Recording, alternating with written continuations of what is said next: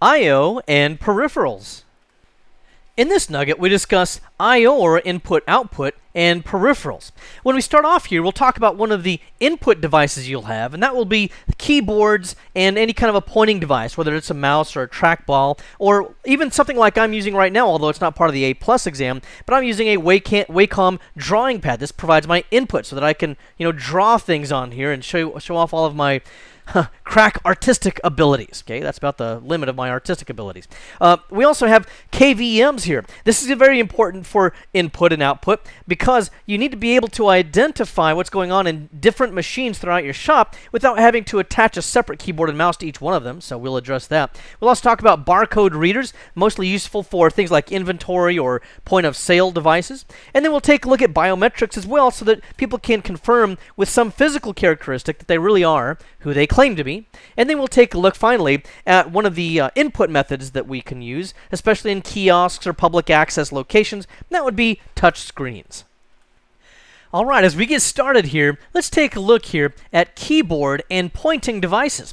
Now, one of the things that we've already addressed many times in the past is that you can use a PS2 connection for some of the older traditional kinds of keyboards and mouse connections. These are those round circular connections, and they're also known as mini DIN. DIN is a German acronym of some kind that I can't begin to pronounce, so I'm not going to even try. But the green connector, as you know, is for the keyboard, and then the purple one is for the mouse, or for a trackball. And you can also use on a laptop, if it has a PS2 or a mini DIN connector, then you can use a PS2 Y cable on it, and at the end of the Y cable will be a space for both a keyboard and a mouse if you want to use an external keyboard and mouse instead of the integrated laptop pointing and keyboard devices. And then there's also a trackball. Now, this is really going to work mostly the same as a mouse in terms of its basic functionality, except that a mouse you would move across the desktop. A trackball is something that you just move the ball around with. In fact, that's what I use. I find that these actually work better, and this is a picture of one. I find that these actually work better, especially if you're working with dual monitors or two or more monitors, because I can really just spin this ball, flip it over to the left or right and go clear to the other screen very, very quickly. And I find that it runs much more smoothly than working with a mouse, but that's just my own personal opinion. It's just a matter of preference, really. And what happens with this is there are sensors inside of this housing here that will detect where this trackball is moving, and that's what part of this pattern is that you see on there. Those dotted patterns will help to measure what's going on with it. And then there's a scroll bar here, which you can use to zoom in and out. In fact, well, not to zoom in and out, but you can use it for whatever the function is. It might scroll up and down a page. In Photoshop, the way I have it configured here, then I can use it to zoom in and out, just as you're seeing right here. In fact, while we're here, let me just move over a little bit further. Then you can have things like forward and back buttons. You can program these very often to do whatever you want them to do. And I use mine to go forward and back in my browser, my web browser. So this is just an example. There's many different manufacturers. Probably Logitech is the most commonly found trackball manufacturer. Now, most of these devices are going to be connected by USB. Like we saw here, PS2 or mini DIN is the most common kind, but USB is by far becoming more popular, as I've mentioned before. And then you can also use wireless technologies. There is infrared capability. In fact, I used to work for an executive that really insisted on using a wireless keyboard and mouse in the conference room of this pretty successful financial business. And the problem with that was where his computer was and where he sat in the conference room was all very specific. He didn't want to move anywhere, but the keyboard and mouse were usually pointing away from the computer.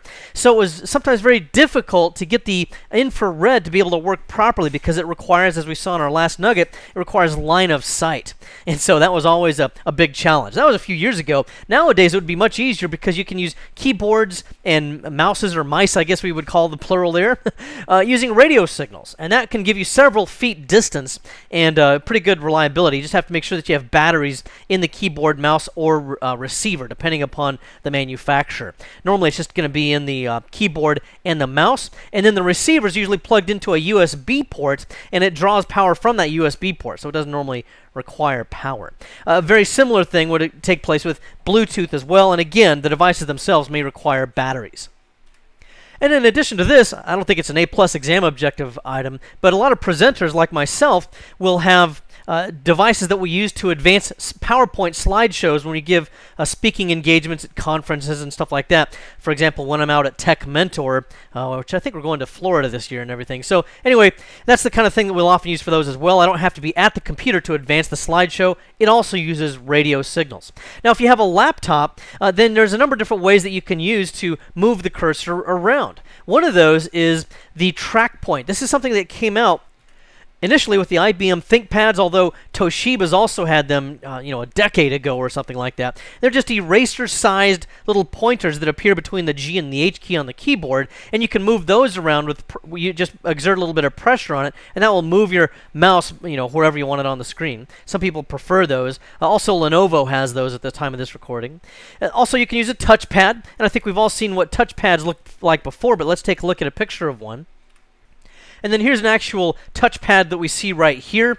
And it's just a flat surface that you drag your finger across, and sensors underneath this will detect where your finger is, and it will then move the mouse across the screen accordingly, or the pointer across the screen. There's also a left and right click equivalent here as well.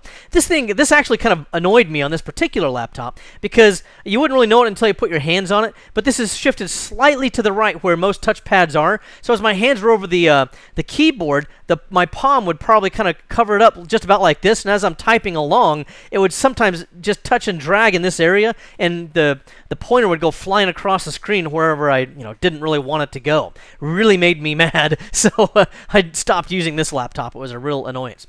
That's why I had to put a Hello Kitty sticker on here to give me more feelings of peace and tranquility. It's the only way I could find a happy place.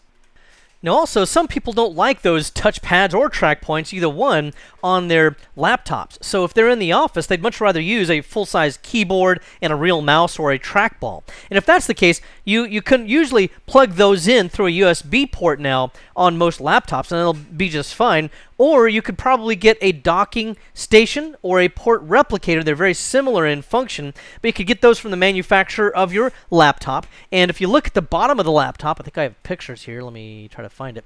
Then what you'll find here is that you'll have an area of the laptop that slides or slides closed, or makes it available so that if I wanted to put this on my port replicator or my docking station, I would just simply slide this down, and it would then expose this port here, which I would then use to connect to that port replicator or docking station. And then that port replicator docking station would have the I/O already attached to it, such as an external monitor, for example, maybe a bigger monitor, and the keyboard and the mouse.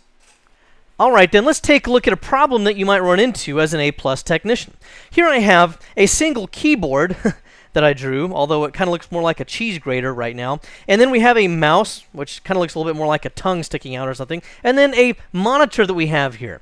And then I'm working maybe on 3 separate customers' computers. Maybe on this one, I'm trying to clean up some viruses that the user ignorantly allowed themselves to download or something like that. Maybe on this one, I'm installing Microsoft Office.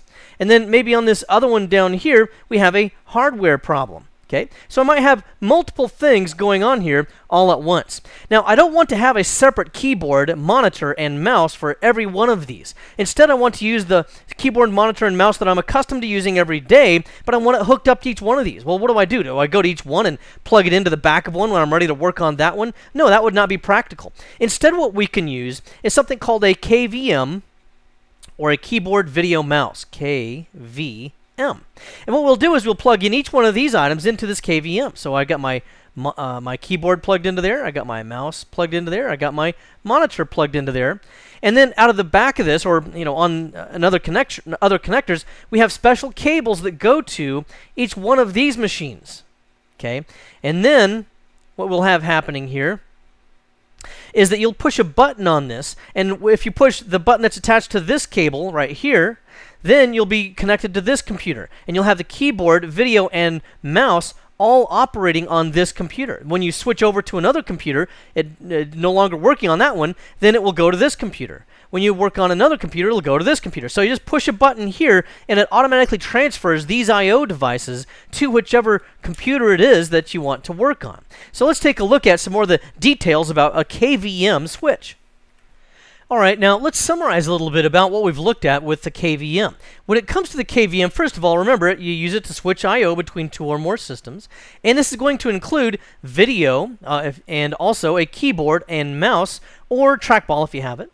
Optionally, you can also add sound to that. So as you switch between machines, you'll also be able to hear the sound. And what happens there is it's the same thing as the keyboard, monitor, and mouse. It plugs into the KVM. There's a sound cable that plugs into the KVM, and then it also plugs into, on the other end, the actual PC that you're working on, so you're able to get sound out of it. And then also in the KVM, you're going to plug in speakers, of course, so that you can actually hear the sound. You can also do this with USB devices. Maybe in addition to the keyboard, video, and mouse, we also want to share an external hard drive, like a USB hard drive. Well, some devices will also allow you to do that and share that storage between each one. This is very useful in something like a lab environment where you have to, kind of hopscotch back and forth between multiple machines, or a technician's workbench, as I mentioned earlier. You may also see this kind of thing. Can't get my pen to work. There it goes. You may also see this kind of thing in a server room, although it's a little bit different in that environment. Especially in server rooms, they'll have a rack of machines that all of their computers are very often only about an inch wide. They're just like pizza box servers is what we call these things. And there will be a lot of times a tray that will slides out, and you can use that KVM to switch back and forth between possibly a couple of dozen different computers in that rack. So that's not really an A+ exam objective issue, but just FYI, another place where this kind of thing is used. Now, as a result of this, by the way, a lot of this is becoming somewhat obsolete, but it's never going to go away completely because you have to work with physical machines eventually. But things such as remote desktop from Windows or terminal services are something of an alternative. For example, when you see me working on my desktop here, what have we got? Well, I've got computer management open, and I've got my start menu here and all this kind of stuff. Guess what? This is not actually the computer that I'm using. I'm connecting using remote desktop. This actual operating system of Windows Vista that we're looking at here actually appears on a server where I installed it as a virtual machine. We'll talk about all this stuff a little bit later as well. But it's all installed as a virtual machine, and I'm using remote desktop to connect to it. In fact, if I drag my window a little bit, you'll see there it is. Okay, there's the IP address that I connected to, and I'm using a remote desktop connection to make this particular video. And then another thing you might use would be terminal services. Again, that's not going to be an A+ item, I don't think. This is more of a server issue where you'll have a server, like maybe it's Windows Server 2008 here, and it's a terminal server. This means then that I will allow multiple connections from other desktops out here. For example, maybe I've got Windows 95 on this computer here, Windows 98 or something horrible, and it doesn't have enough hardware power to be able to install Windows Vista. It doesn't have enough memory or anything, so we can install a little client on there and make a remote desktop connection, which essentially is going to make that type of a connection to a terminal server here, and then we'll actually be running the server's operating system on our Windows 98 computer here, all without having to upgrade the hardware on this older machine. So again, that's not an A+ item, but it's just something else that is certainly current in corporate technology right now. And then here I just have some downloads from iogear.com, where it shows the various types of devices that they have here. This is one of the common KVMs that they have. So for example, you can see by the illustration here, this is where I would plug in a USB mouse right here, USB keyboard here. If I can also use a microphone on this one, so I can switch the microphone function between the different computers. Here's where I'd plug in the speakers, and then this would be where I would plug in my actual monitor that I view the sessions with. This would be, again, an external USB connector, so maybe I have some kind of external storage or something like that. And this would be what I would actually put my hands on, would be all of these things. These would be the physical devices that I would use for my daily I/O as I'm working. And then for each one of the individual computers, my first computer that I'm installing antivirus software on, well, that would be plugged into this CPU item here, and then a special cable would plug in here. It's a USB cable, as you can see. And then the other end of this cable would be common A connectors that would go into the same USB ports that would normally plug in a keyboard or a mouse on that particular computer. So just plug in all the corresponding connections here, and again, most of these have their own unique cables that have been made for you, and then I can switch back and forth between all of these different computers. Okay. And then here's what some of those cables look like that I alluded to earlier. Let me, push in a little bit here, and we'll see them a little bit better.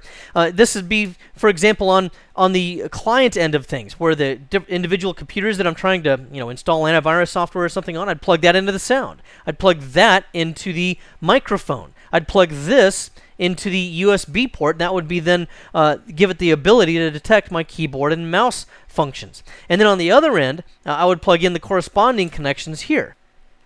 And then again, you can also see, this video connector here as well that would plug into my main monitor. Another thing to keep in mind with this, let me move over here a little bit further, is that when I want to switch back and forth between multiple computers, if this KVM is within easy reach, I just hit the button, just press that, and that would switch me to the CPU 1, or the first computer that I'm working with, the second computer, third and fourth.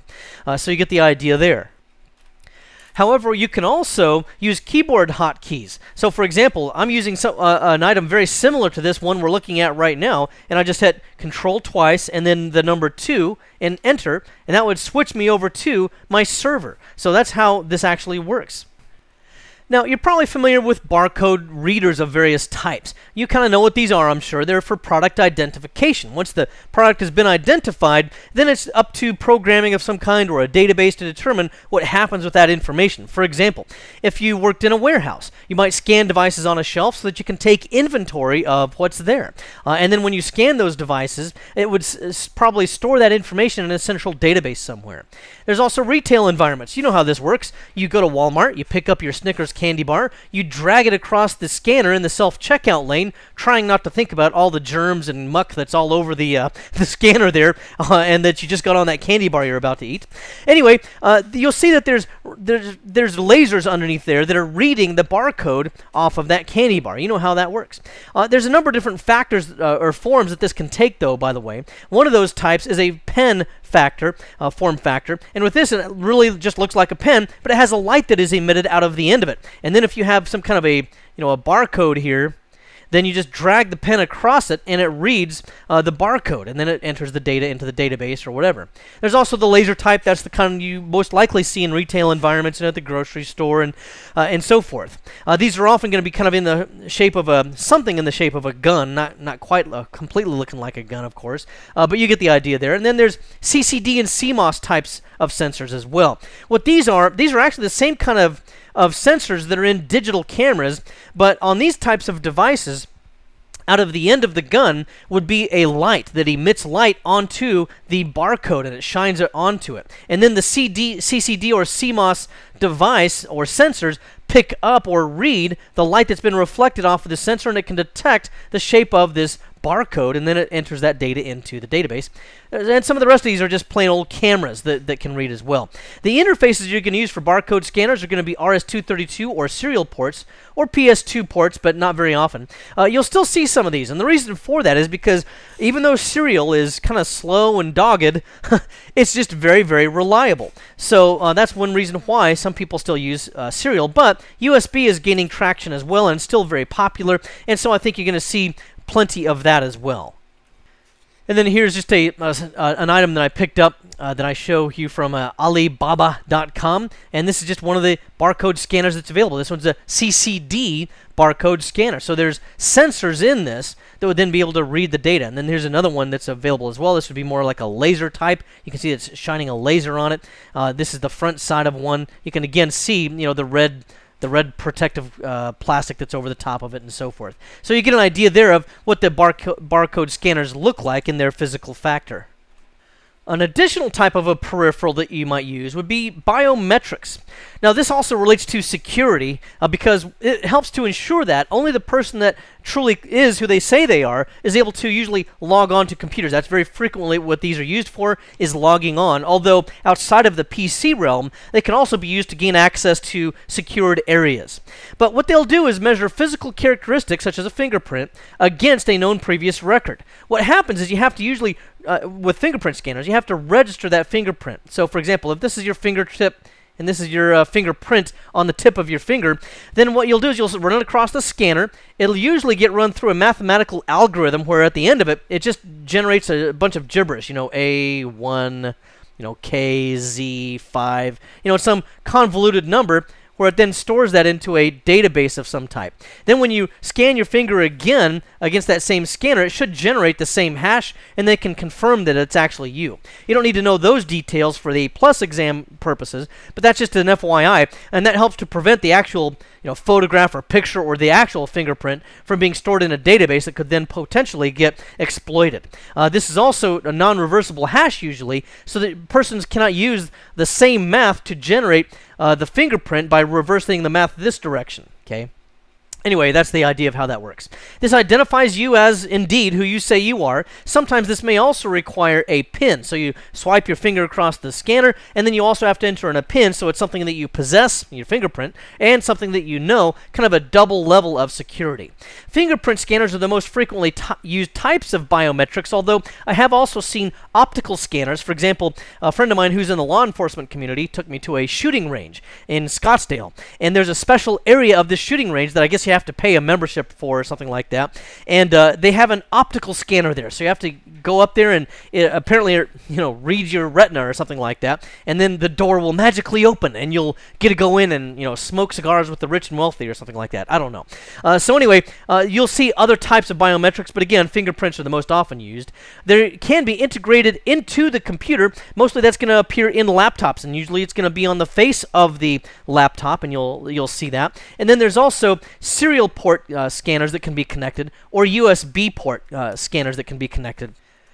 And they'll also have to integrate with whatever the device manufacturer's fingerprint scanning software is as well.